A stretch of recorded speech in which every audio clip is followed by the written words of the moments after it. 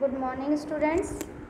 मैं आज आप लोगों को आपका चैप्टर 3 पढ़ाने जा रही हूँ हिंदी का। तो बच्चों मैंने आप लोगों को चैप्टर 2 कंप्लीट करा दिया था, लेकिन कोई भी बच्चा कॉपी लेकर चेक कराने के लिए नहीं आया और ना ही कोई कुछ क्वेश्चन पूछता है, तो इसका मतलब आप लोगों को सब समझ भी आ रहा है। तो मैं आप लोगों का चैप्टर 3 स्टार्ट करने जा रही हूँ। चैप्टर 3 का नाम है मंत्र। ये बच्चों एक कहानी है और ये कहानी किसने लिखी है? ये कहानी लिखी है लेखक मुंशी प्रेमचंद्र ने। लेखक मुंशी प्रेमचंद्र ने, जो कि हिंदी के बहुत ही विख्यात, बहुत ही प्रसिद्ध लेखक हैं। ठीक है, वो कहानी आदि लिखते, उपन्यास वगैरह लिखते हैं, निबंध। तो उन्होंने यही मंत्र नाम की कहानी लिखी है। इस कहानी में जो मनुष्य के अंदर मानवता होनी चाहिए ये बताया है कि तभी मनुष्य क्या होगा, जीवन में महान बन पाएगा। अगर वो अमीरी, गरीबी, मजदूर, ऊंच नीच ये सब देखेगा तो वो कभी भी एक महान व्यक्ति नहीं बन सकता है। तो उसी के लिए इस चैप्टर में, इस अध्याय में बताया गया है। तो मैं पढ़ने जा रही हूँ। संध्या का समय था। डॉक्टर चड्ढा गोल्फ खेलने के लिए तैयार हो रहे थे। मोटर द्वार पर खड़ी थी कि दो कहार डोली लिए आते दिखाई दिए। डोली औषधालय के सामने आकर रुकी। पीछे पीछे बूढ़े ने लाठी टेकते हुए द्वार पर दस्तक दी। चीख उठाकर तनिक झांका। डॉक्टर साहब को सामने देख कुछ कहने की हिम्मत ना हुई। संध्या का शाम का समय था। एक डॉक्टर चड्ढा नामक एक व्यक्ति थे जो गोल्फ खेलने के लिए तैयार हो रहे थे। ठीक है, तो उनके द्वार पर, जो उनका बरामदा होता है या द्वार आंगन बोले, वहाँ पे मोटरसाइकिल खड़ी थी। और वो जब वो मोटरसाइकिल के पास गए, लेने जा रहे थे, तो उन्होंने देखा कि दो कहार डोली लेकर आ रहे हैं। जो डोली उठाते हैं, उठाने वाले को कहार कहते हैं। तो वो लेकर आ रहे थे और एक औषधालय था उसके सामने, मेडिकल स्टोर, उसके सामने उन्होंने क्या किया, उस डोली को रोक दिया, रख दिया। और डोली के पीछे पीछे एक उनको बूढ़ा व्यक्ति लाठी टेकते हुए, यानी लाठी लेकर जो सहारे चलते हैं, वो टेकते हुए द्वार पर आ गया, दस्तक दी। और उसने इधर उधर झांकने लग गया और डॉक्टर साहब को जैसे ही उसने देखा तो उसको डॉक्टर साहब को सामने देखकर कुछ कहने की हिम्मत नहीं हुई। डॉक्टर साहब ने अंदर से गरज कर कहा, गुस्से में कहा, कौन है, क्या चाहता है? चिल्लाकर बोला। बूढ़े ने हाथ जोड़कर कहा, हुजूर, बड़ा गरीब आदमी हूँ, मेरा लड़का कई दिन से। बूढ़े ने हाथ जोड़कर कहा, हुजूर, बड़ा गरीब आदमी हूँ, मेरा लड़का कई दिन से। डॉक्टर साहब ने सिंगार जलाकर कहा, कल सवेरे आओ, हम इस वक्त किसी को नहीं देखते, यह हमारे खेलने का समय है। तो डॉक्टर साहब ने इतना ही जब वो बोला कि कई दिन से, मेरा लड़का कई दिन से, इसके आगे वो कुछ नहीं बोल पाया। तो डॉक्टर ने अंदर से आवाज़ दी, तो उन्होंने कहा कि कल सवेरे आओ, हम इस वक्त किसी को नहीं देखते, यह हमारे खेलने का समय है।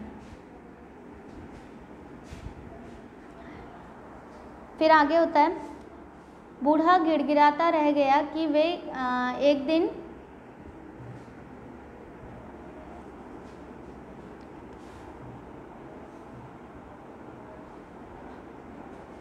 एक निगाह देख ले, पर डॉक्टर साहब मोटर में बैठकर चले गए। जो वो बूढ़ा व्यक्ति था बहुत ही गिड़गिड़ाता हुआ, बिलखता हुआ बोला कि डॉक्टर साहब एक निगाह देख तो लीजिए, एक बार देख तो लीजिए। लेकिन जो डॉक्टर साहब थे वो एक बार भी नहीं देखे और अपनी मोटरसाइकिल पर बैठकर चले गए। मोटर चली गई। बूढ़ा कई मिनट तक मूर्तिवत में, यानी कि मूर्ति के समान निश्चल खड़ा रहा, यानी कि हिलडुल नहीं रहा था और वहीं पर खड़ा रहा। संसार में ऐसे भी मनुष्य होते हैं जो अपने आमोद प्रमोद के आगे किसी की जान की भी परवाह नहीं करते। आमोद प्रमोद यानी कि अपने मनोरंजन के लिए किसी की भी जान की परवाह नहीं करते हैं। कुछ लोग ऐसे हैं इस दुनिया में। शायद इसका उसे अब भी विश्वास ना आता कि सभ्य संसार इतना निर्मम, इतना कठोर है। उस जो बूढ़ा व्यक्ति था उसको इतना भी विश्वास नहीं हो रहा था कि ये संसार इतना निर्मम यानी निर्दयी है और इतना कठोर है, और जो कि ये इतना सभ्य संसार है, फिर भी ऐसा यहाँ पे होता है। उसी रात उसका हंसता खेलता 7 साल का बालक अपना बाल जीवन समाप्त करके इस संसार से सिधार गया। बूढ़े माँ बाप के जीवन का यही एक आधार था। 7 लड़कों में एक यही बचा था। जो ये बूढ़े व्यक्ति का जो लड़का था, उनके 7 भाई थे और सातों भाई, जो 6 भाई थे, पहले ही परलोक सिधार गए थे और बाद में क्या हुआ, ये लड़का भी अपना बाल्यकाल समाप्त कर चला गया, संसार से सिधार गया। लेकिन जो डॉक्टर साहब थे उन्होंने फिर एक नज़र भी उसको नहीं देखा और बूढ़े माँ बाप को बेसहारा कर दिया। कई साल बीत गए। डॉक्टर चड्ढा ने खूब धन कमाया। उनके केवल 2 बच्चे थे, एक लड़का और एक लड़की। लड़की का विवाह हो चुका था। लड़का कैलाश कॉलेज में पढ़ता था। वही माता पिता का सहारा था। बहुत ही सुशील उदार विद्यालय का गौरव, युवा समाज की शोभा। आज उसकी 20वीं सालगिरह थी। जो उनका बेटा था वो बहुत ही सुशील था, उदार व्यक्ति था। विद्यालय जो कहते हैं कि विद्यालय में अव्वल आने वाला बच्चा था, फर्स्ट आने वाला बच्चा, और बहुत ही उदार था, मतलब कि लोगों की सेवा करने वाला था और युवा समाज की शोभा था। और जो उस दिन था तो बता रहा है कि आज उसकी 20वीं सालगिरह, यानी कि 20 साल का हो गया, 20वां बर्थडे है आज उसका। संध्या का समय था। हरी हरी घास पर कुर्सियां बिछी हुई थी।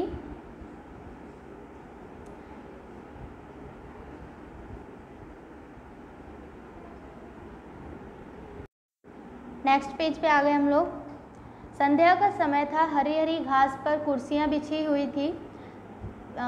शहर के रईस व विशेष लोग एक और दूसरी ओर कॉलेज के छात्र बैठे भोजन कर रहे थे।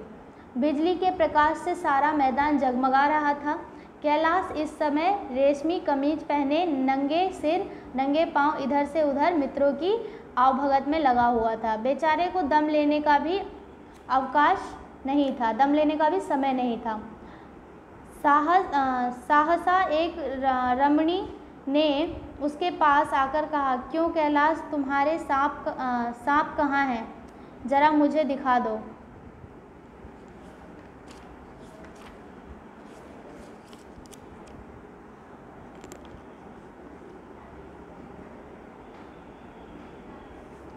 कैलाश ने उससे हाथ मिलाकर कहा, मृणालिनी, इस समय क्षमा करो, कल दिखा दूंगा।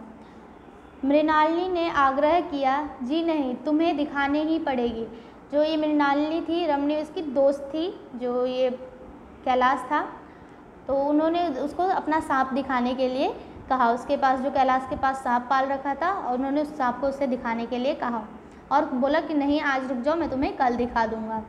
तो मृणालिनी आग्रह करने लग गई, विनती करने लगी, नहीं, आज ही दिखाओ, तुम रोज़ कल कल करते हो। मृणालिनी और कैलाश दोनों सहपाठी थे। कैलाश का उससे विवाह होने वाला था। कैलाश को सांप पालने, खिलाने तथा नचाने का शौक था। उसने तरह तरह के सांप पाल रखे थे। उनके स्वभाव पर चरित्र की परीक्षा करता रहता था। आज मृणालिनी सांप दिखाने के लिए बुरी तरह पीछे लगी हुई थी। ऊपर से लोग उसे और भड़का रहे थे। एक महाशय ने छेड़कर कहा, दिखा क्यों नहीं देते, जरा सी बात के लिए इतना।